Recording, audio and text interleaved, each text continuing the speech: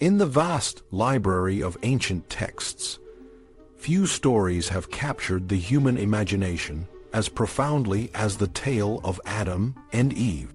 This story, found in the opening chapters of the book of Genesis, is not just a religious narrative.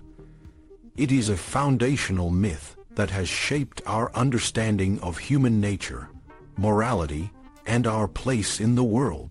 But what if I told you that this story, in all its simplicity and profundity, is not just a quaint tale for the ages, but a mirror reflecting our deepest fears and desires? The story begins in a garden, a paradise untouched by the chaos of the world. God, in his infinite wisdom, creates the heavens and the earth. And on the sixth day, he forms a man from the dust of the ground.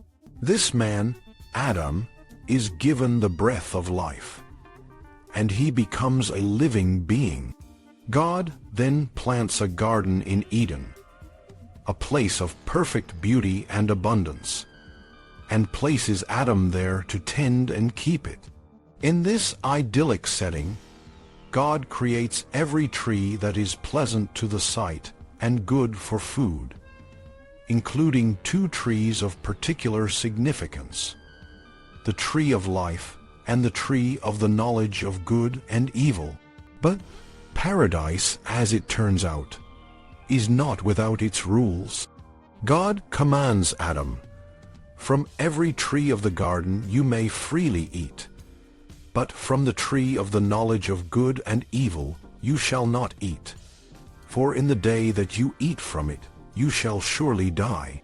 This command is both simple and stern, setting the stage for a drama that will unfold with profound consequences. Adam, however, is not meant to be alone in this perfect world. God recognizes that it is not good for man to be alone, and decides to create a companion for him. From the dust of the ground, God forms all the beasts of the field and all the birds of the air, bringing them to Adam to see what he will call them. Adam names each creature, but among all the animals, he finds no suitable helper. In a moment of divine intervention, God causes a deep sleep to fall upon Adam, and from one of his ribs he creates a woman. This woman, Eve, is brought to Adam, and he recognizes her as bone of my bones and flesh of my flesh. They are united, and the text poetically states, "Therefore a man shall leave his father and his mother and hold fast to his wife, and they shall become one flesh." In this perfect union, Adam and Eve are naked and unashamed, living in a state of innocence and harmony with their surroundings. But the serpent, described as more cunning than any other beast, enters the scene. The serpent questions Eve about the command God had given, subtly casting doubt on the divine prohibition. Eve responds, adding a detail not originally mentioned by God.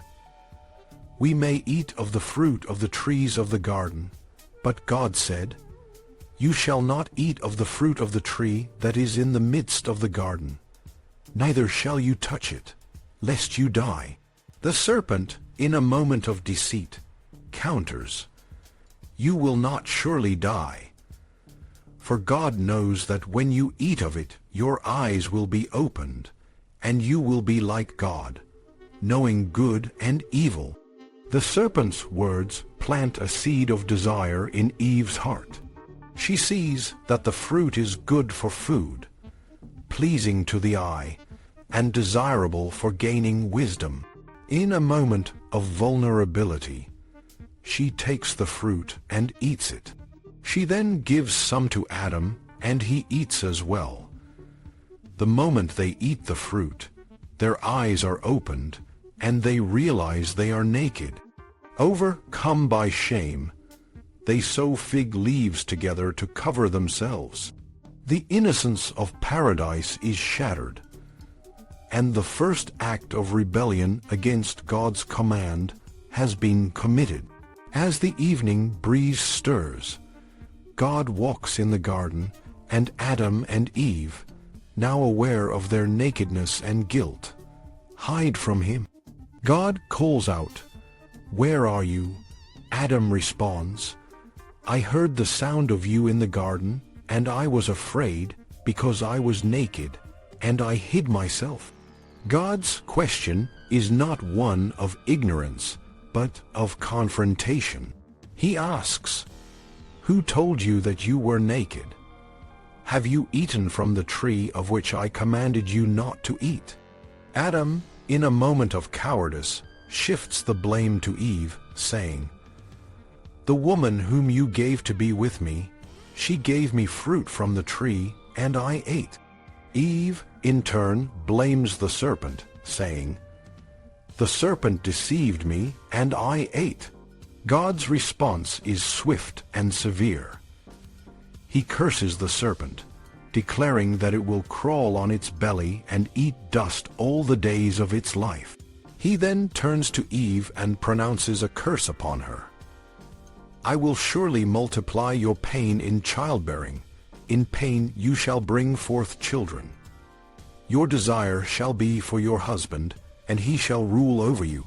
Finally, God addresses Adam, saying, "Because you have listened to the voice of your wife, and have eaten of the tree of which I commanded you, you shall not eat of it. Cursed is the ground because of you. In pain you shall eat of it all the days of your life. Thorns and thistles it shall bring forth for you, and you shall eat the plants of the field." The consequences of their disobedience are immediate and far-reaching. Adam and Eve are expelled from the garden, the place of perfect harmony and abundance. God places cherubim and a flaming sword at the entrance to guard the way to the tree of life, ensuring that they cannot return to their former state.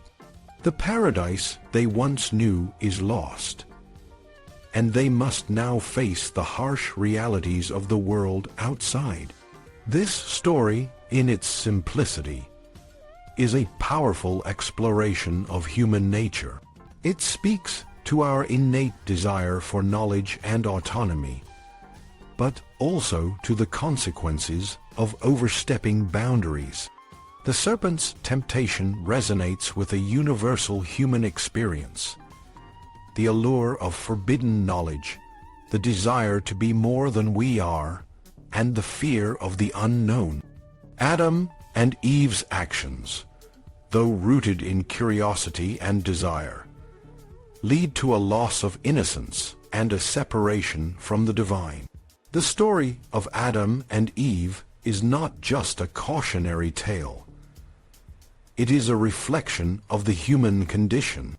It reminds us that our choices have consequences, that the pursuit of knowledge and power can come at a great cost, and that our relationships with others and with the divine are deeply interconnected.